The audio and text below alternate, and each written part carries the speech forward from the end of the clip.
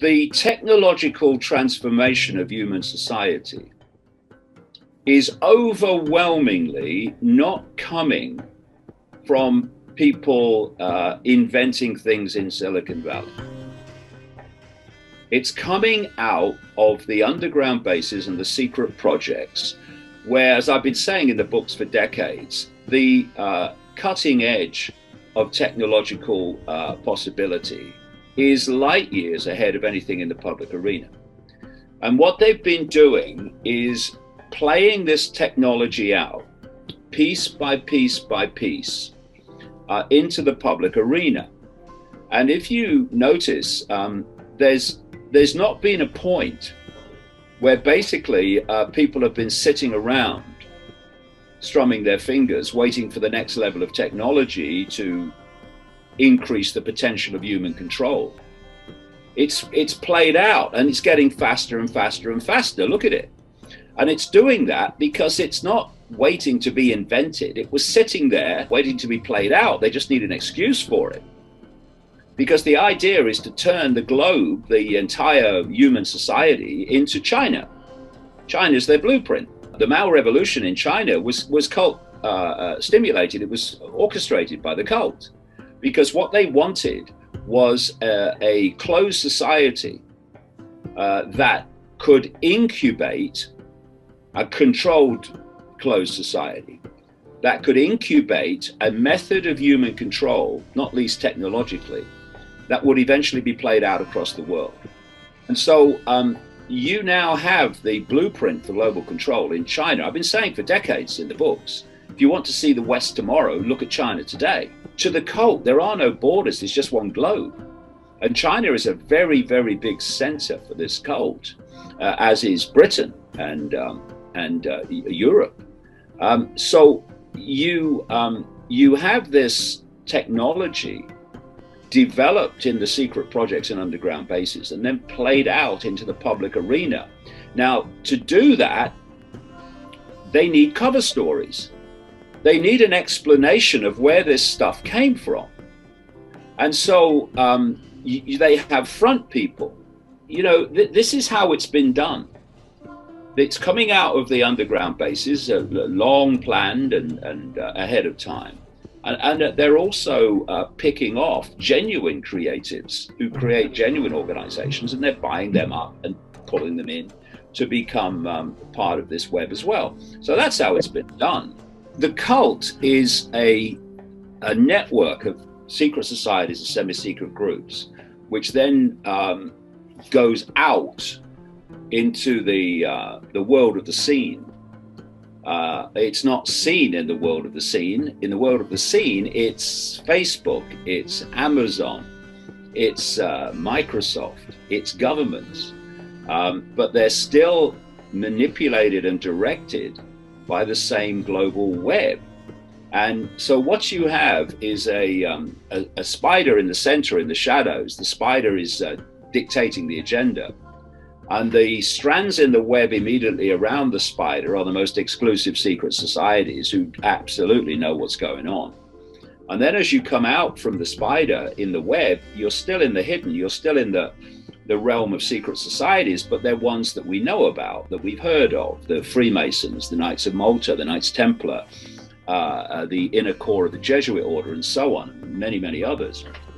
And then as you come out from the spider, you eventually reach what I call the cusp organizations. These are organizations that are designed to take the agenda of the spider in the hidden and play it out into the public arena. The world's an open book, because every day you can see things being suggested, things being introduced, laws being introduced, that on the face of it are just random and not connected, but you can see exactly why they're doing it, because it's pushing the agenda on. But if you don't know there's an agenda, you don't know where the world's being taken, these just seem like random and often bewildering decisions. I have this phrase, know the outcome and you'll see the journey. Mm-hmm. If you don't know the outcome, then daily events seem random. But if you know where the plan is to take the world and to take humanity, then suddenly know the outcome and you see the journey. These random events become very clear stepping stones to that outcome. So much has come out of the shadows and it's been put on public display. This is why so many people, compared with before, have awakened to the fact that the world's not run by the forces and the people they thought it was before, which has been a positive outcome of this. But the cult can't avoid that, you see, because when you've worked for such a long time under the radar, keeping secret what you want to do to the world, there comes a point where you actually have to do that to the world and transform it in the way you've been planning all these decades and centuries. And at that point, you can't hide it. So instead of hiding it, you sell it as a good thing or as the only thing possible in the circumstances. In terms of, you know, this cult having power, it depends how you look at it. They've created a power structure in the sense of money.